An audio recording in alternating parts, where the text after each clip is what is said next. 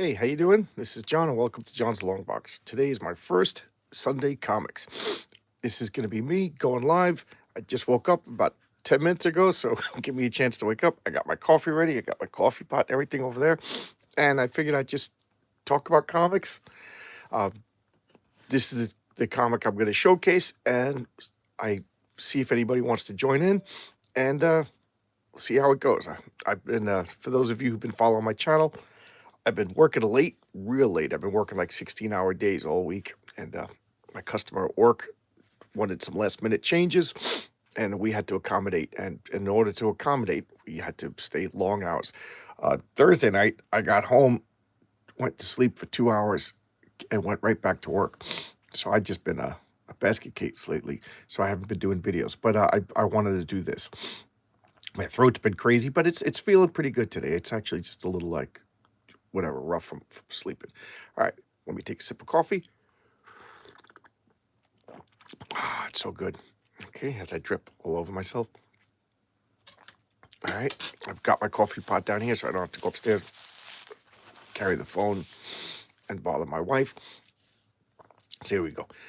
All right, I announced this a while ago that every Sunday from now on, or when I can, I'm just going to do Sunday coffee.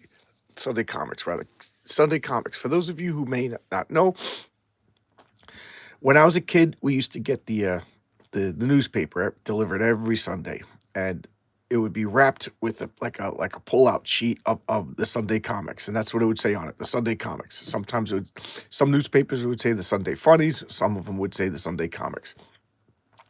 So, and it was like, Dagwood and Blondie and Peanuts and Hagar the Horrible, and it would be like a long format for all the funny newspaper strips, and I loved it as a kid. It was like my father would read the newspaper. He would hand me the Sunday comics. He would have breakfast at the table, read the newspaper. I would sit at the other end with the funnies, and it was pleasant. I used to, I'm one of 7 kids, so we would take, give it back and forth to each other. It was a lot of fun. So I'm just riffing on that. All right, waking up, and now let's take a look at this comic book over here. We got the mighty Earth's Mightiest Heroes, the Avengers. 40 cents. Oh, this is issue 190. This is 1979. Now, I always say that I started collecting Avengers at 150. It's not entirely true. It's just a nice round number.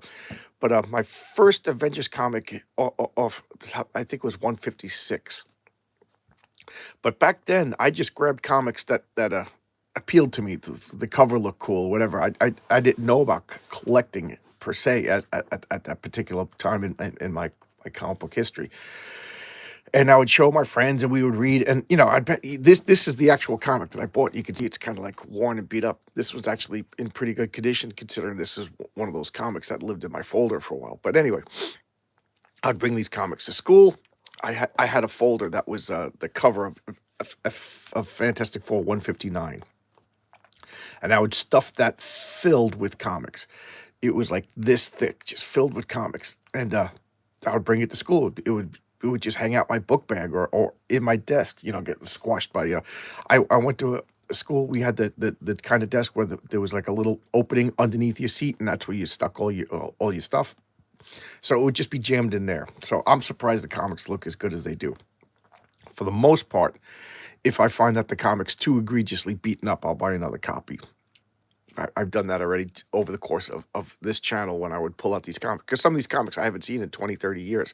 So I pull them out, I'm like, oh man, in my memory, this was in a better shape. So I'll buy new copies. That's good stuff. And so I'm amazed that this is in as good a shape as it is. So anyway, I'd share those comics with all my friends.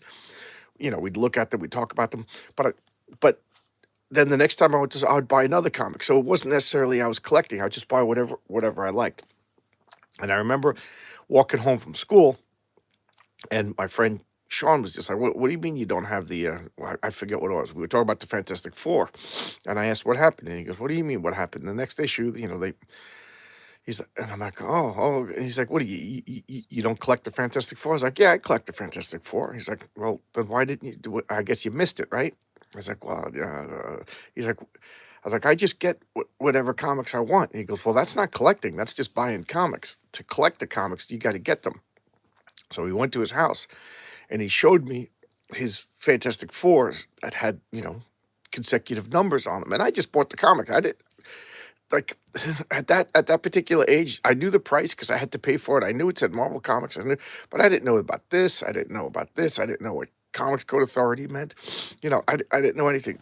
There's like little color strip over here. I didn't know any of that stuff. I just bought comic books because I like superheroes and I wanted to see some guys in bright costumes beating the crap out of other people in bright costumes. So he explained that all to me. You got to buy them in order. This is 190. That means you got to get 190 to 1. So he was like, "What is the first Avengers that you have?" And I went and I looked at my lowest event, and he told me the lower the number, the more valuable it was. So that didn't mean anything. This is third grade. So I'm like, okay, so this is more valuable than this, and this is more valuable than that. Whatever. This is little kid logic. So I had Avengers 156, and I'm like, I'm collecting Avengers now. I'm collecting, and my first Fantastic Four was 185 or 186, but I showcased it early on.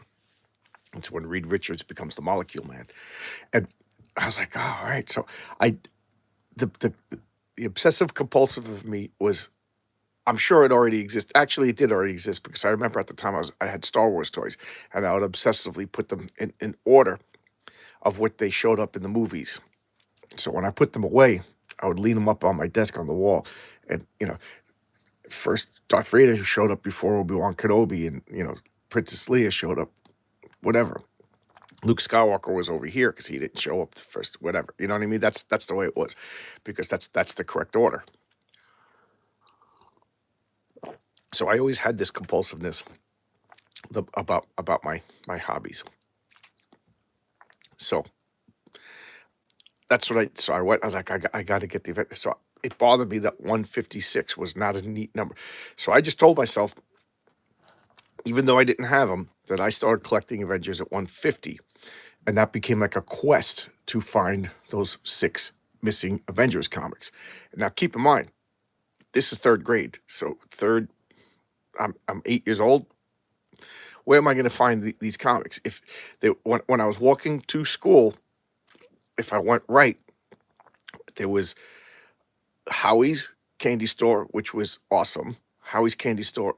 That this guy, he had this most.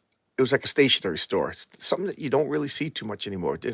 Guys, if you leave in the comments if you watch it, there's still stationery stores. Oh, I got a like. Wow. I got no viewers, but I got a like. So the phantom viewer. Thank you, phantom viewer. Ghost Watcher. Ghost Watcher. Thank you, Ghost Watcher. You went in there, and Howie lived. He literally lived there in the back room. There was a bathroom in a small apartment, and he was an old timer. He looked like, if anybody remembers Mr. Hooper from Sesame Street. Now that's a deep cut. That goes back to the early days of Sesame Street. But he was an old man, and I remember him as kind. But I would go in there and I would ask him if he had, like, do you have Avengers 150? And he would be like, I don't know what I have, but you're welcome to look through it. There was like a little roundish nook, and it was just overflowing with comics. This guy would forget to return the comics. Back then in the newsstands, before comic book stores, you would buy. You just ordered comics, and the distributor would send you stacks and stacks and stacks of comics, and then you could barely see this color. It's so old. Each month had a different color. So like it doesn't say, well, September. I think the distributor or whatever wrote on that, and that's when you would return the comics for credit.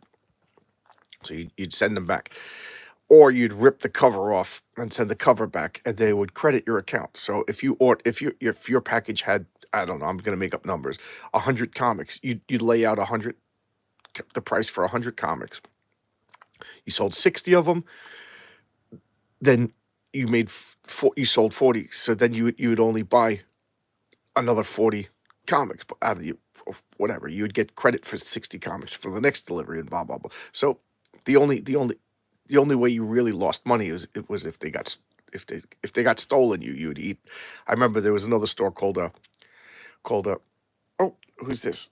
Partners. Good morning. I've watched quite a few of your videos, and I'm into comic book. Oh, it disappeared before I could finish reading it. Okay. Well, it disappeared before I could finish reading it. But thank you for the comment. Appreciate that. Um, uh, was there a request in the comment? I'm still waking up. Let me take another sip of coffee. All right. So I got to read them as soon as they pop up because they disappear. All right. What was I saying? So that's what you do. If you, I remember at another store, Fred's, that he was counting money from the comics. I said, "Wow, you must make so much money from the comics." And he goes, "Well, this is no. This money goes to to the distributor, and this money I get to keep. So cut this in half right away. That's my take." Then he was explaining taxes to me, and at this point, I was like, "Wow, man." So he was like dividing the stack for me. It was actually pretty informative. This was Fred. I really liked Fred. I'm going down memory lane, but I was talking about Howie's. So he would just let me spend all day flipping through comics and taking the ones I bought so many comics. This probably came from him. I love that guy, and it was really sad because, and it reminds me of that. I showcased it, the Life Force by Will Eisner. His mother would live there. We called it his mother. For all I knew, it was his wife or his sister. I don't know, but it was an older woman, even older than Howie, and Howie was ancient. But keep in mind, I was only 8 years old, and she would come wandering out into the store area, like her nightgown, and she was kind and she would talk to you, but you could tell that she was senile, and you know other kids would make fun of her and everything. And I just remember I didn't know what to do. I was like a deer caught in the headlights, just looking at her, and Howie just came out, and I just said, I remember, Howie, your mother's out. I don't know why I said that. It was just, and he just came out and he took her by the hand and escorted her back into the apartment. And he was like, "Thank you, you're very." So I don't know. I guess he saw that I didn't make fun of her, didn't tease her or whatever. But kids can be cruel. So I love that place. I love that place. It is now a restaurant, and that location still has a sentimental value to me because that restaurant was the last restaurant that my parents went to before my parents died. My mother died of heart issues. My father died of sudden heart attack.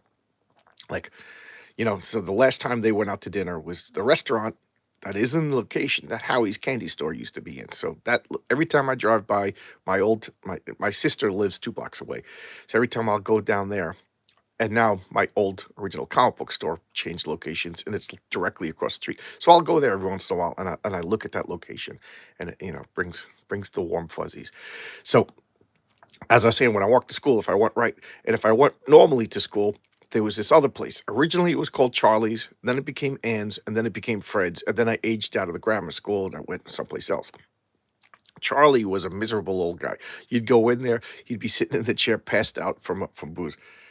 Big Marvel fan before the movies. I also used, and I have left comments on some of your other comic videos.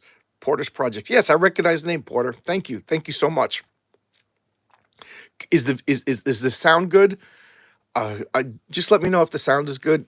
I hope the video is good because internet could be wacky, and I think it's raining out. I'm down in the basement. I'm like, it could be a thunderstorm outside, and I would have no idea. I'm in my own little. I can't believe I'm about to say this word. Oh, thank you. I'm in my man cave. I hate that word. I hate that word so much. I just hate my basement. When I was growing up, we had basements, and men would fix up their basements. Nobody had a man cave. And my wife teases me. She always, because she knows I hate that word. She go, "Man cave, you're going down to your man cave." It's not a man cave. This is not a cave. Caves don't look caves don't look this good. This is my basement. So anyway, I'd go to Charlie's was always, and he would yell at us and everything, and I didn't particularly like that. And then it became Ann's place for a while, and I forget, there was a woman who ran the place, and she was in and out real quick. And then it was this guy Fred, and Fred was kind. I liked Fred, and Fred would no, these are all board games. These are all board games, Porter. So see, there's a stack of comics I just bought. Those are all Conans, but these are all board games. I'll give you a little tour. There's my pooper. That's my comic book rack. But these are all board games. Over there in that room, that's my comic book room. That's all comic books. You want to see that?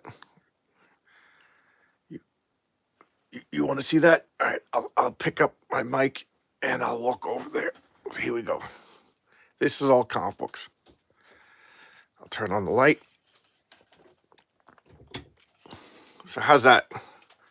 Here's more board games because I'm a freak. And these are all comic books. I didn't think I was going to be coming back here, so I didn't clean up. Well, you still have a large, just because I have a large collection doesn't mean you don't have a large collection. There you go. These are the comics that I just read this week. Usually Sundays when I get home from my board game meetup, I hang out with my wife, and then Sunday nights check this out. Original artwork from Brian Bod, who does Wolf and Batsy, and Josh Howard, who does Dead at 17 and T-Bird and Throttle. I'm not into original art because I got to stop myself from spending money. And here's my refrigerator. I got nothing. It's still something. Don't I have a lot of comic books. I'm a freak. I love my comic books. Is my bat phone. But you still have a good collection, buddy. I don't want to take anything away from you just because I have some. I'll get back to Fred, but you just made me think of something. I used to, back in high school, get a girlfriend and then get jealous because my friend had a better looking girlfriend. I would get a car, get jealous because my friend had a better car. I would, we'd play Dungeons and Dragons. I would have a 7th level wizard. My friend would have a 12th level wizard, and I was always like disappointed. And then one day I just realized, you know what? There's always something better. Like in to quote the horrible sequels, there's always a bigger fish. So I just stopped and I stopped being angry about that. Let's get some more coffee. I'm just watching it so I don't spill. So I have a big comic book collection. That's an objective fact, but doesn't take away from your comic book collection. How many long boxes you got? How many comics you got? Let's look at this. You don't need to see me fumble with sugar. Oh, I got to touch my screen. I have the comic with Superman. Oh, you know what? I don't have that. I was just looking for that. That's one of the comics that I'm missing. I had it as a kid. It was oversized, right? It was like a Treasury edition size that was like Life magazine size, and I had a few of those. I had the Muhammad Ali Superman one, the Spider-Man Superman one, and I had a Thor collection of the Magog story. Yeah, and it was huge. It was huge. And I had a Fantastic Four one drawn by John Romita that I loved. They were beat up, and they were so big, they just got destroyed. Just absolutely destroyed. Pages falling out. Wherever I put them was in the way. And I'm talking this was like what the mid 70s, late 70s. They got destroyed. I don't know where to put them. So I'm looking at picking up other copies. I think about comics that I want, and then I made a list. It's on my website that I run for my role playing games, and I don't look at it that much anymore because I'm trying not to. I've been getting since I started doing this channel. I've been getting crazy with buying back issues, so I kind of put that out of my mind, and you just put it back into my mind. So But where am I going to put those? That's the problem. Where am I going to store those? They're huge, and I bought boards and bags for comics that size because I did end up picking up a few of those Treasury editions, but I gotta go back and get those. I bought a reprint of the Superman versus Muhammad Ali that's a regular comic book size. But yeah, I had those big ones. So what was I saying? Oh yeah, Fred. He was showing me this is the stack of money that I got to give back because I split the cost with the comics. This is the stack of money that I keep. So then that he pushed, and he goes, and this is how much I pay in taxes. This goes to rent. So he was like, out of this, to me, I don't know how much money it was, but it was mostly single was a big old wad of money, and he goes, "This is how much I get to keep." Taught me my first and most lasting and economics lesson ever. Fred from the comic book store, and I was an altar boy. This was a Catholic school. I'm about to tell something. I, to get out of class, I would bring my cassock and surplice, my altar boy uniform, and I would hang it in the classroom. And I would tell the nuns, I have to go. There's a funeral at 10 o'clock, and they're like, "Oh, okay." They never questioned it because I had nuns, and I would take my cassock and my surplice, and I'd go to Fred's and play pinball for an hour. There was no funeral. And Fred would laugh. He's like, "You can't." He was a old Italian guy. He's like, "You can't lie to the nuns, Johnny. You can't lie to the nuns." And I'm like, "Oh God, I just want to get out of class." And so me and Fred, like every once in a while, would just hang out for an hour and talk. It wasn't particularly busy. And when customers would come in, I'd go into the back of the store. So he like I liked him. And then, like I said, I aged out of that school. That school only went to seventh grade. It was cool when the Beast joined the Avengers. Yes, the Beast joined around like 150, I don't know, 150 or so, and that's how I knew the Beast. I didn't even know that. By this point, I knew about the X-Men, but when I first started buying it, because I just bought Scouted Comics, I didn't know that there was an X-Men named the Beast. And then when I did find out that there was he looked different, he looked human, so I thought they were different characters. You know, but this was like I was in third grade or so. There was no comic book store, so whatever happened to get. Once I got obsessively into collecting comics, I would learn those facts. But at this point, and this is what the Beast looked like. He wasn't moping. He wasn't worried. The world of the Avengers wasn't particularly scared of mutants, so there was none of this mutants. I'm persecuted, and he was him and Wonder Man would go out and be picking up chicks all the time. He was a happy-go-lucky, fun guy. That's the Beast I like. As I drink more coffee. Ah, yeah. So, what else was I talking about? I was just telling personal rambling stories. All right. So those, and then in between the two stores. So Fred's was over here, Howie's was over here, and then in between, kind of where Iron Man's glove is, there was another comic book store. Actually, it had like a counter where you could get food. So it was like a little food service place, but it also had stationary cards and candy. And right over here, there was a rack full of comics. And I would go in there and there was magazines and comics. But as soon as you walked in there, your stomach would tighten and you get nervous because it was an old Swedish guy. And he would give you like 5 minutes. Like you got 5 minutes, you got to buy something or you're out of here. So it was like the timer was going off. So and I remember going, that was my last resort place because that guy was nervous. And nowadays as I grow up, I kind of don't blame him. But at the time I was like, I don't want to go there. But that was the last resort. So those are my three places to hunt and find comics. And then I forget what it was, but like around sixth grade or so, a comic book store opened. It was called The Incredible Pulp. And I was so excited. And I'm going to admit something live on the internet that I have never admitted before. Okay. I borrowed a bicycle. I asked this Tommy, "Can I borrow your bicycle? I want to go to check out the comic book store." And back then, we used all each other's bicycles. The bicycles would all be in front of somebody's house on the lawn or over here on the lawn. So he's like, "Yeah." And I remember it had a green like banana seat, and I rode down, and I played. There was hundreds of bicycles in front of the pulp, and I went in, and I was amazed. I was amazed. There was comic books there, rows, nothing but comic books, and they had a cash register. Behind the cash register was a naked picture of Marilyn Monroe posing, and I was like, "Oh God, did you see the naked picture?" And I just went up and down looking at comic books. I was amazed. Expensive ones on the wall. Then he had a glass counter. He had the first Daredevil. He had the first Spider-Man, Amazing Fantasy 15, and he had the first X-Men. And all three of them was $60 each.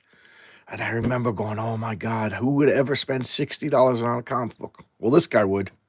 This guy would. Even at the time, I was like, I could have saved up $60 and bought those comics. Oh my God. And I used to go there, and I spent like an hour just going up and down perusing comics. It was Amazing. And then I walked home. Yes, that was a good cartoon. That was an amazing cartoon. Good cartoon. I loved Avengers: Earth's Mightiest Heroes. I like that card. Matter of fact, now that you made me think of it, I might put it on my TV and keep it in the background because later on tonight I got to sort comics, and I always put something on in the background when I do that, something comic book related. So I walked home from the Incredible Pulp. Tommy's bicycle got it was never seen again. And I remember a couple of days later, we were walking. I'm like, well, why don't, and I'm riding my bike. I'm like, wait, why don't you? Oh, my bike got stolen. I'm like, oh my God, I think I did that. I left the bike in front of the store. Somebody stole it. There you go. Crime from 1978. It was all my fault. Anyway, and he's a retired cop now. Tommy, don't arrest me. I'm sorry. So comic book memories. How do you like that? So all right, let's check out this comic book now. 25 minutes. Got 3 viewers. Thank you guys for showing up. What do you think of this? This is, perusing, wasting time looking at comic books on a Sunday morning. I can't think of anything better to do. All right, where are you guys from? Is what are you guys at Eastern Standard Time? I see the 3 viewers. You guys from Eastern Standard Time, or is it a normal time out by you, or up late? All right, so look at this corner box. Look at this rest. Oh, Eastern Standard Time, Christopher. Okay, cool. Have coffee with me, Connecticut. Okay, all right, cool. All right, so maybe we'll all go to a comic book convention together and look at stuff. Oh, I guess here's a story I could tell before I get into this comic. I live in New York, and my wife is from Canada. And when she moved out here, I was like, would you be interested in going to New York Comic Con? And she was like, yeah, sure. So we went to New York Comic Con, and she loved it. I bought the 3-day pass. Every day we'd hop on the bus, take us to the subway, and then we would walk to Javits Center and go to the comic convention. And she was so good. She knew I was going to waste money. I would only, I would bring about $500, and that was my limit because I could go nuts. You guys saw that comic book room. I could go crazy in a comic book, and we'd walk around wherever she wanted to go, and then we'd end up at the end of the comic convention by the vendors booths, and I would buy whatever back issues I wanted or caught my eye or missing, whatever. You know the deal. But we would go through, and she loved the people in costumes, and then we went to the Marvel booth, and at the time she the only comic book she read 2 comics that I know of. One was Sandman and one was Fables. I figured those were the 2 comics that she would like. She liked them both, but she really liked Fables. She was really into Fables. So we went there, and Mark Buckingham, the one of the main, pretty much the first original artist for Fables and the main artist for Fables, was there, and he had a line. And she's like, "Oh, Mark Buckingham's there," So she's like, "I want to get his autograph," and she liked Fable so much that she actually joined like a Bill Willingham's message board, and she would post comments, and you know, it's my wife. She's not really a big comic book person, so a couple of people would tease her because she would say something and show that she didn't really know comic books. You know how gatekeepers could be. You know how we could be. I'll include myself, and but Buckingham was very nice to her in the forums, and that made her like him even more. So when we saw him at the comic convention, the line, I was like, "Let's get on the line," and we waited and waited and waited and waited, and the girl, she pretty much, like 2 people right in front of us, she was like, "This guy is the last one. It's closed. Sorry."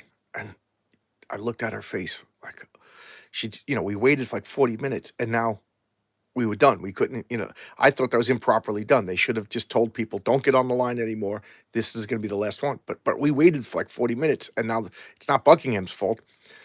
And we were like, if I leaned over, I could have tapped him on the shoulder. That's how close we were to her. And she just like, so I said, tell him your name on the forum.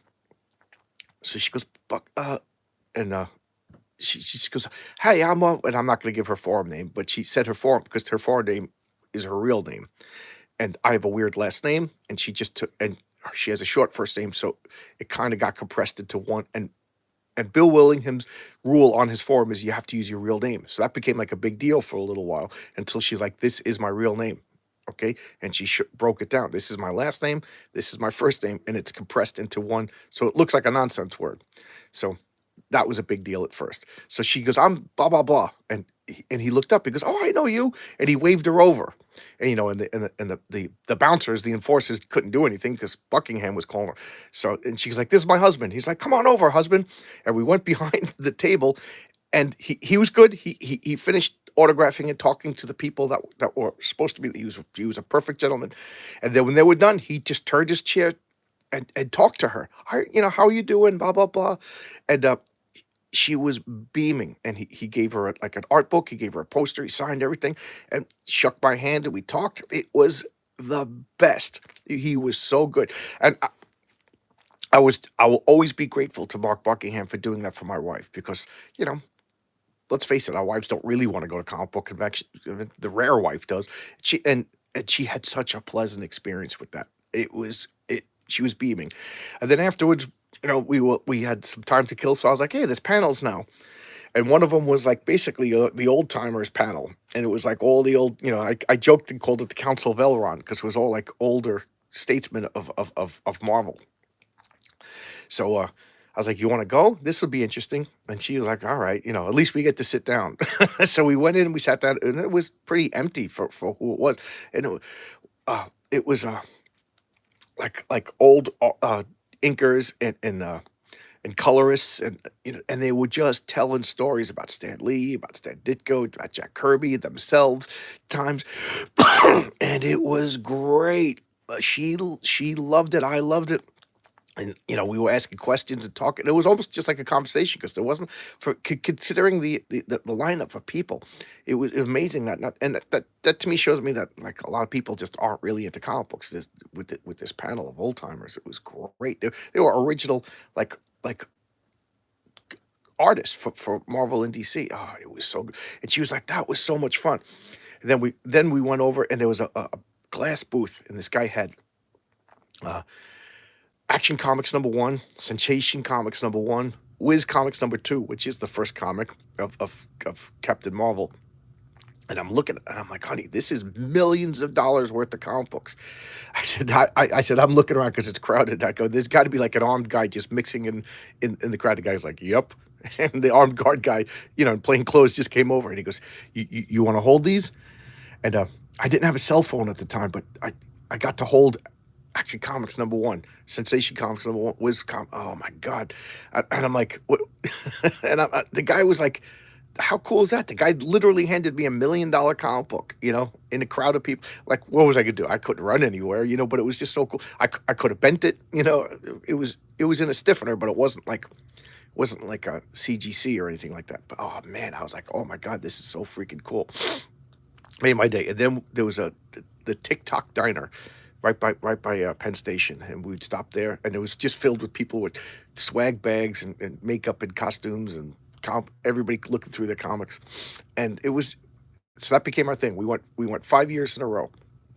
And then the 6th year, New York Comic Con made this thing where you had to wait in a virtual queue. So it was $40 a ticket. You just originally you just went online, paid the ticket, they mailed it to you, and that was that. It was easy as could be. The 6th year, I don't know why, but you had to be home during the week, starting at 11 o'clock, and wait in a virtual queue to get your chance to buy. I got to take a day off work to go to Comic Con, so it just soured me on Comic Con. I'm like, they don't want working people.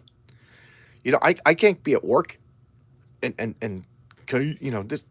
Can I be on my phone all day long, or could I? So I was just like, who's going to Comic Con when you gotta do a virtual? So it just soured me on the whole thing.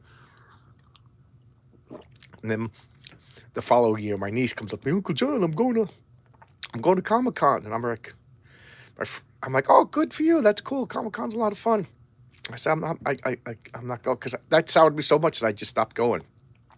And in my mind, when my niece, I guess I'm wrong, but I'm like, you never read a comic book in your life. Now you go to Comic Book Con, because it's cool now, So, and that's what happened. Is Comic Con became so crowded And I remember the last time I went, the vendors were getting ticked off because they're saying nobody's buying comics.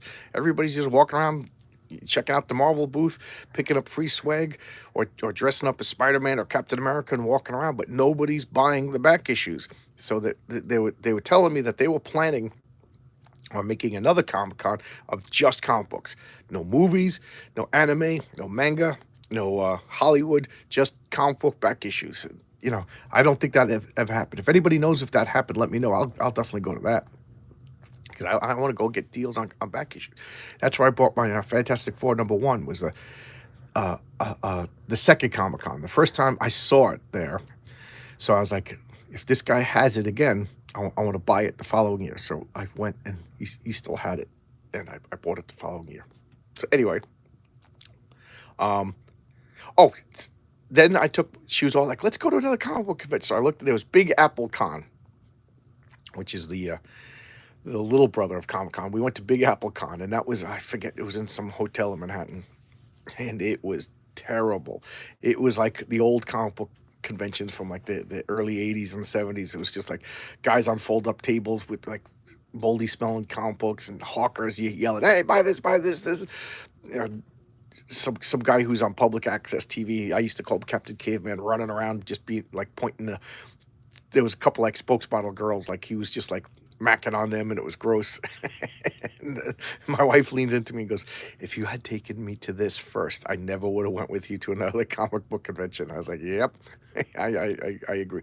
But that was pure comic books. That was without the razzmatazz or anything. So yeah, maybe I shouldn't wish for a new comic book convention thing. All right, so let's check out this comic. Look at this cover list. Drawn by John Byrne, inked by Terry Austin. Is it any wonder that like I love John Byrne so much? Like he did all of my early comics. I love this. Look. First off, what a great roster. What a great roster. For whatever reason, it's not focusing. Is this in focus for you guys?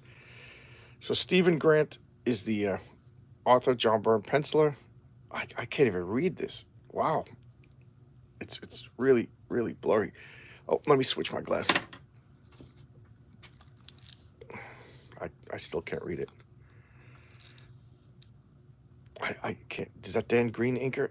This is embarrassing. I can't even read this. But so you could see the credits. You can make Jim Shooter. I could read that just because I read John Costanza. Yeah, Dan Green inker. Not a big fan of Dan Green's inks, but it works. I'm not a big fan when Dan Green does the pencils. He did the X-Men later on, and I always thought it was just scratchy. And there's the indicia. We already know the year. There's no way in hell I'm going to be able to read this. 1979.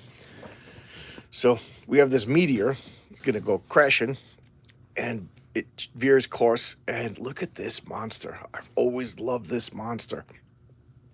And I love this little sequence. It's just such a horror movie opening.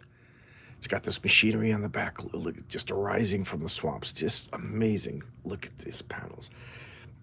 Look at oh, I love that. I looked at that page over and over again. Matter of fact, when I was, I still do role play my superhero game. I used this sequence a few times in one of my stories. There's Island Zero. It's like a monster island type thing that's near Japan, and in my game, in my world that I made up, because it's on a nexus of too many Lee lines, and when that happens, and Lee lines, I promise that I will do this, and I've been really getting my thoughts together. Maybe next week, maybe that'll be my Sunday comics. I don't know, explaining the universe, how the universe works in my role playing games, but.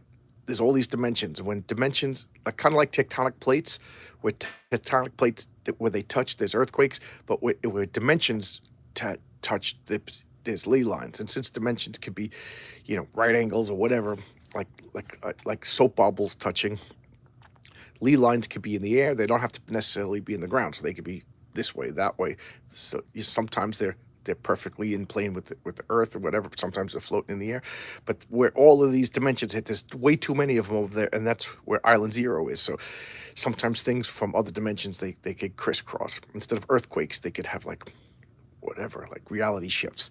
And one of these monsters came out, and this is somebody, an amateur photographer, and I described this, and I drew a quick sketch of this is what the monster looks like, because this 1979, and I did that adventure probably 7 or 8 years ago. So this is just how long this page has stuck into my brain. That was fun. So here we got the Avengers with the paparazzi.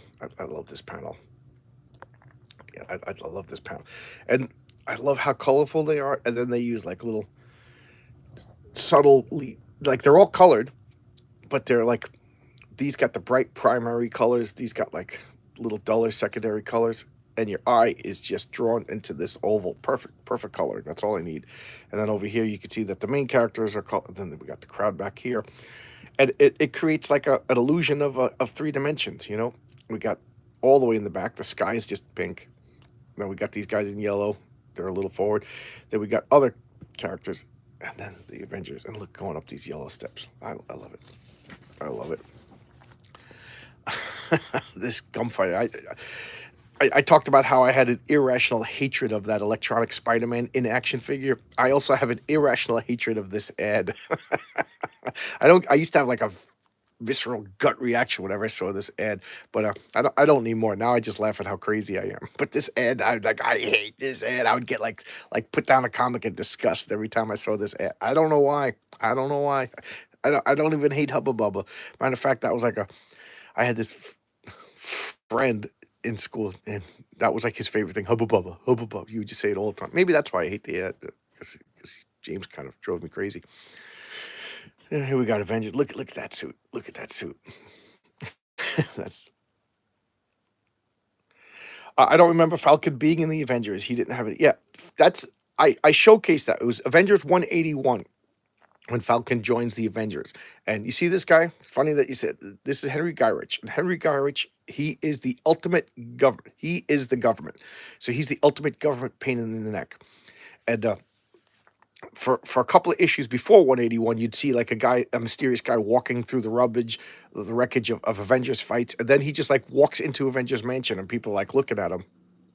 And then he reveals himself. He's Henry Gyrich, ultimate bureaucrat for the government. I don't even know what branch of the government. He's like, I always joke around when I say that comic books, like if you're a scientist, you're every type of scientist. If you're a doctor, you're every type. Well, he's every type of government official, and he just orders the Avengers because the Avengers has a direct link to the government. So he becomes the liaison to the government, and he says there's too many Avengers, and that cover is the famous one with 80 billion, wonderful George Perez cover with 80 billion Avengers, and he cuts down the Avengers roster to 7. And so he says this is the lineup, and then Falcon, and then Hawkeye gets all ticked off. He's like, Falcon, he's not even an Avenger, and they're like, yeah, well, we gotta, because of minorities and stuff. And so Falcon and Hawkeye just goes off on him, and then Cap, who's annoyed, is like, you can't just tell people they're in the Avengers. He hasn't been. And then Captain's like, well, I'll vouch for him. He's a good guy, but I don't like being bossed around. Blah blah blah. So Cap's kind of so he speaks up for him, and Hawkeye and Cap famously always have like a little feud, and Hawkeye storms out. So Cap goes and tells Sam Wilson, Falcon, that he's in the Avengers, and Sam's like, oh, so I'm a token? I represent black people. I didn't even try out for the Avengers. Who says I have time for the Avengers? Do I have a choice? I'm just in the Avengers. So he got recruited. And then he was aware that he was just there to fill a quota. So he was like, it took a while for the rest of the Avengers to like him. Yeah, they would have done better. I like Falcon too. But yeah, Luke Cage would have been a better fit if you ask me. But I like the Falcon, so whatever. But point being is that this was politics done right. They showed both points of view. They showed the government point of view. They showed Sam Wilson, who resented being used. They showed Hawkeye, who was like, listen, man, I've been in the Avengers since, issue 17. That would have been funny if he said that. I've been in the Avengers since issue 17. I paid my dues. And Hawkeye doesn't have any powers either. So to answer your question, Falcon joined in 181. He was like drafted. Or conscripted to fill a quota. He was resentful for it. The rest of the Avengers were like, it wasn't like that he was black. It was just like, we don't know this guy, and you're telling us that he's on the team. That they didn't like being bossed around like that. What else could you do? Could you disband the Avengers? Could you cut off our funding? Could you appoint the leaders? So the Avengers were like, uh-oh. And then Falcon, he only stayed for a short while. And no, he does not have any power. Although he later got retconned into being like a mutant who could control and communicate with birds, and then power creep always happens. So he got his wings from the Black Panther. Originally he was just an acrobat. He called himself the Falcon, and he had like a glove with the bird on it, and that was Captain America 161. I showcased that comic also, and he didn't have any powers. He was just like an acrobat, and then he got the wings from Black Panther, and that was that. And then they later on said that he had a mutant ability with his one bird, Red Wing, and then of course power creep happens, and then he had a mutant ability with all birds, and then he could like project his consciousness into birds. Then they retcon that. So I don't know where he stands today. So that's typical comics. Power creep happens, another writer comes in and changes, just like this poor girl. One of the most inconsistently written comic book characters in the history of comics is Wanda Maximoff, the Scarlet Witch. And now with all the movies come out, you know that she's always going to be portrayed the way she is in the movies. But look at this. So he's standing up like matter of fact, he's right now talking about how he's resenting the fact that he's being used to fill a quota, and now the rest of the team is standing up for him because he did prove himself. He's been in the comic now 9 issues. Do I remember yes, I showcased a couple of Defenders comics. I love the Defenders. I have a strange affection for the Defenders, but I'm also the first one to admit that they aren't that good. It's amazing that it lasted 125 issues when for the most part, if you close your eyes and just daydream about the Avengers, what were the important things that happened? Hi, Michael. Good to see you. Thanks for all the comments. But yes, I should showcase more Defenders. I do like the Defenders. I have a full run of Defenders, even the Marvel Presents, the first 4 issues, which was the first Defenders. And then in the Submariner, I forget what issue it was, but it was Submariner, Hulk, Silver Surfer. So that was like the first time the Defenders teamed up, but it wasn't officially Defenders.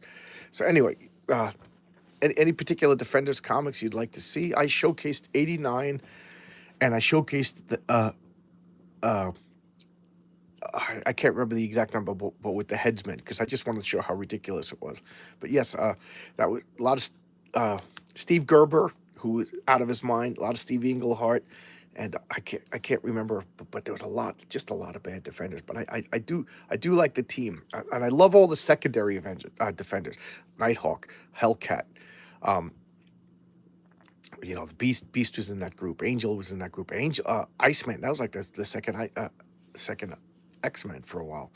And look at these monsters just walking down the subway. Just look at that panel. That is just awesome. He's like, we got to call in the Avengers. So here's government hearing. Guy Ritchie is just raking the Avengers over the coals. Why? Because he's not getting his way. Nighthawk lost a lot of things. He lost the ability to walk. He lost his wealth. He lost his mind. He was supposed to. He was a member of the Squadrons. I think he first appeared in Squadron Sinister, which was like another Dimensions version of the Justice League, and then I think they brought over like a good version, and he was supposed to be the Batman analog.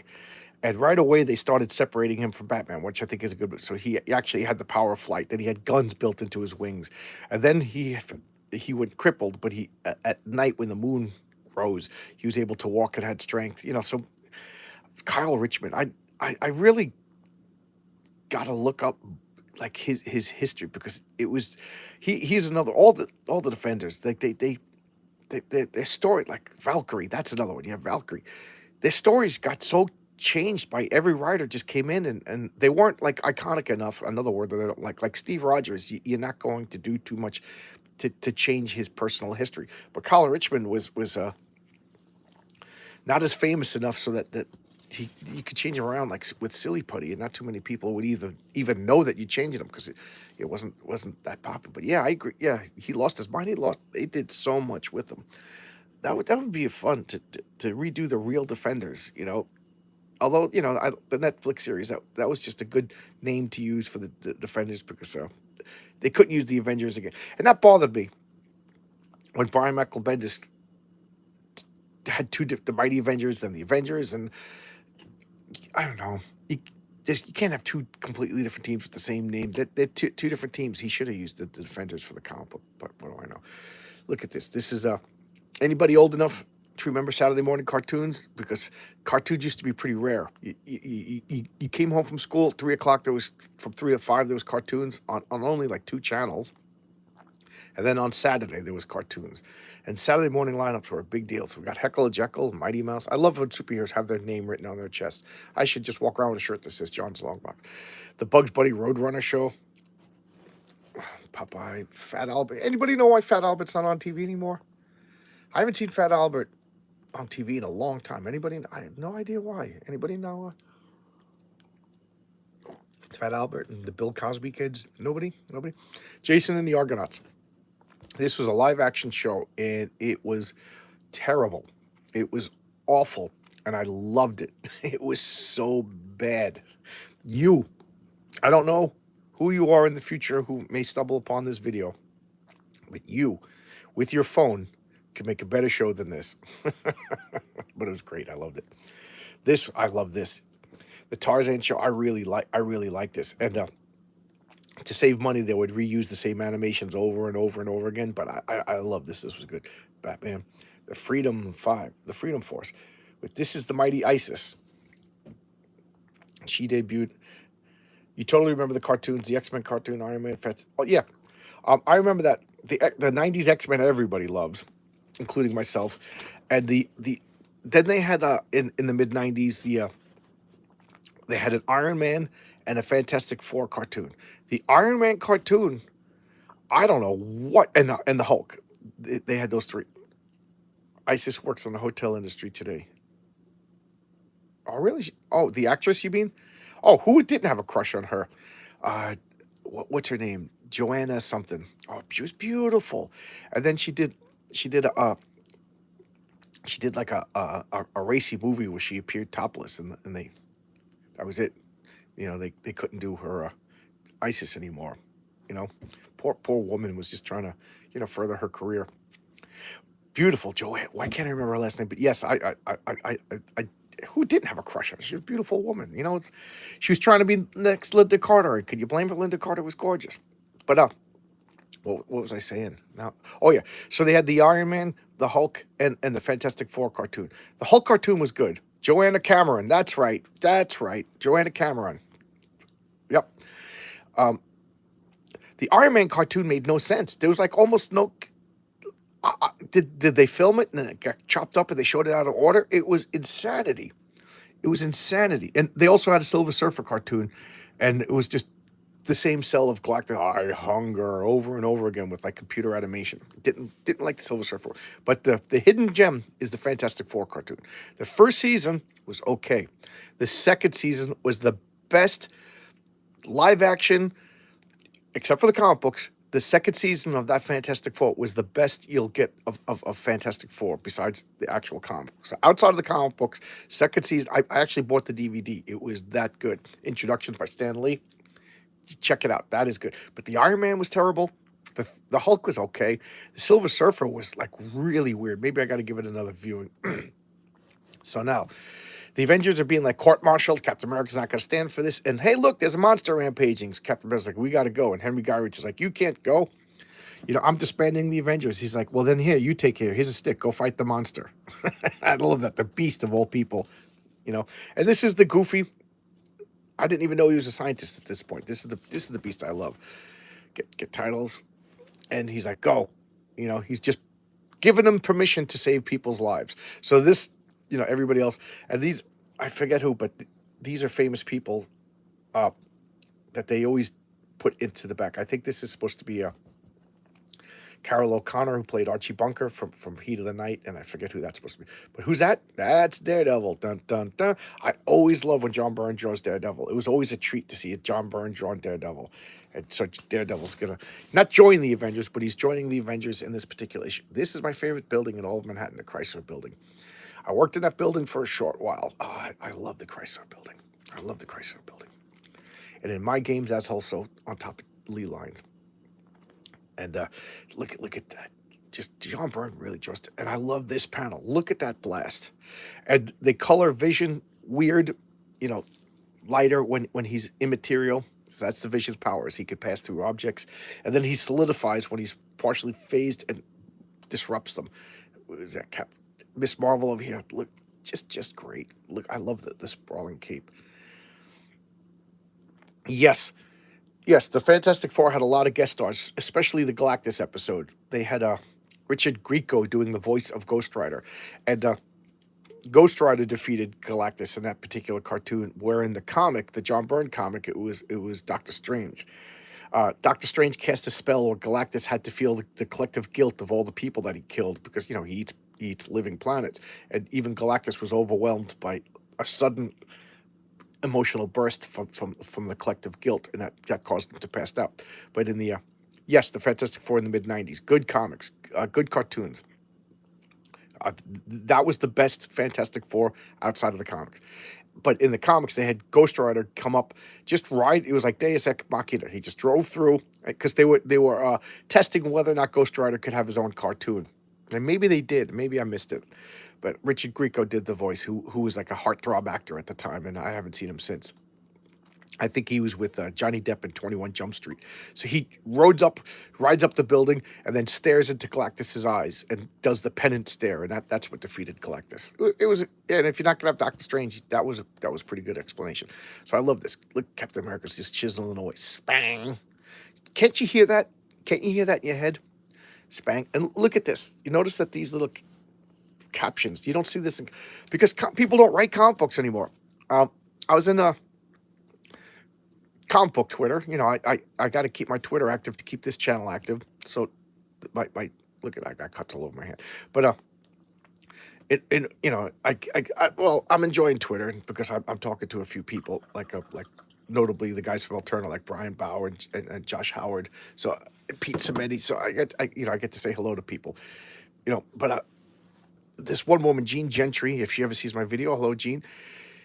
She was posted about comic books, and she posted an example of like some dialogue that was just terrible. And I commented saying, that's because these people didn't grow up, these current crop of Marvel writers. I'm stirring my coffee. It's coffee and comics, guys. Who's drinking coffee with me? Let's all have a sip of coffee together. Salud. And the episode with Doctor Doom stole. Yes, that was great. Yes, yep. We're talking about the same comic, same cartoon. So I commented that the current crop of Marvel writers, besides working for cheap, they just want clout. They didn't grow up loving comics. I've been jokingly saying Pete Parker's my friend because I spent so much time with him. I earned the right to say that Peter Parker's my friend because I spent more time with Peter Parker than I did with most people in my life. I love the character. I care about the character. If I was to write Peter Parker, I would be very respectful. You put him through his paces, you give him a black eye, you break his arm, you bruise his ribs, because that's drama. But you bend the character, you don't break the character. And the current crop of Marvel writers, they don't have the affection for these characters. This is either a stepping stone, or it's a piece of clout, or it's just something they're doing just to pay the bill. But they don't love these characters. They don't have an affection for them. They don't care. That's why they're changing their sexuality or whatever, because they don't want the character to be an extension of the character. They want the character to they want to lift their leg, and they want to, like a dog pissing on a forgive my language, dog peeing on a fire hydrant, leaving their mark. They want to leave their mark on the character. John Byrne left his mark on the characters, but he didn't break them. He embraced what was good about the characters and amplified it. I don't know. I'm ranting and raving. Look at this punch. Look at that. The Wasp over here. Daredevil catches Captain America. I love that. Captain America surprised. I remember these posters. Kiss. Thumbs up if you like Kiss. Thumbs up. First 6 Kiss albums are great rock and roll albums. They had some pretty crummy production value, but whatever. They were goofy kids from Brooklyn, but I love Kiss. These baseball cards get your own name and stats. That's pretty cool. If I was a baseball card kid, I would have loved that. So look at this.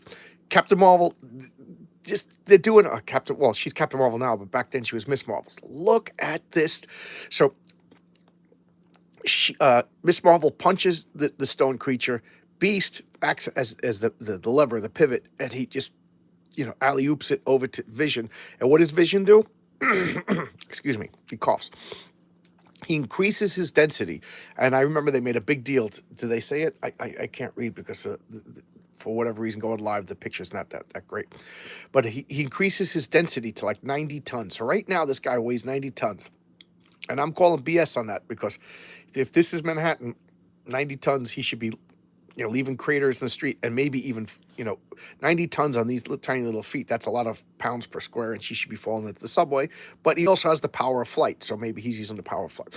This is how nerdy I am. I think of stuff like this. And he punches it. What were the wasp's powers besides her stinger? She became giant sized in the episode of the cartoon. Yeah. Um, what wasp? She could shrink down to the size of a wasp. And Hank Pym, the original Ant-Man, and who later became Yellow Jacket, he also became Giant Man.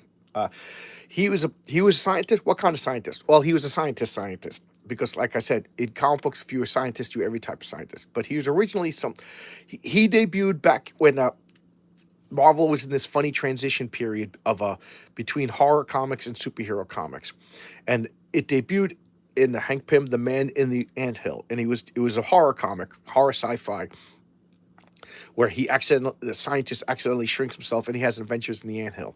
One and done, they're done. They got so much fan mail from it that they brought him back and then they turned him into Ant-Man. So he wasn't even supposed to be a superhero. It was supposed to be a one and done thing. And then got a female sidekick. And so what he did was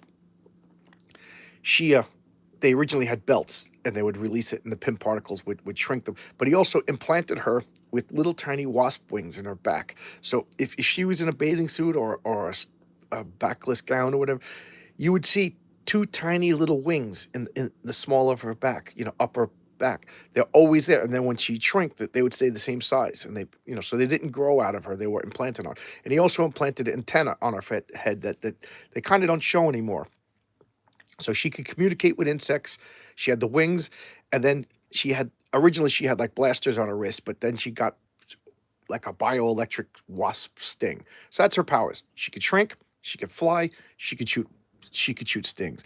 And because of she has these I don't know if she generates Pym particles or whatever, but she could every once in a while the Pym particles would mutate, I always say like at Dungeons Dragons, you roll a 1 fumble. So when she activates her powers, she would do a critical fumble. Sometimes she would get big, and I always liked that in Marvel. Whenever you got big from Pym particles, it was like exhausting. So now the Vision's punching this thing, and look at that. And then she does her improbabilities. So I don't think if she's done right, she doesn't know exactly what she's doing, but she's doing on the rocket pack. So she causes the rocket pack to fire. So now it's zooming, and what do we got here? Two of the powerhouses here. We got Vision at maximum density and Iron Man amping up his suit, and they just punch it. Boom. Teamwork. That's the Avengers. I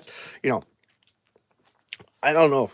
You don't see too much teamwork in modern Marvel comics anymore. It's just like the writer has their favorite character. That's a proxy for them, and they have the correct attitude, and everybody congratulates them.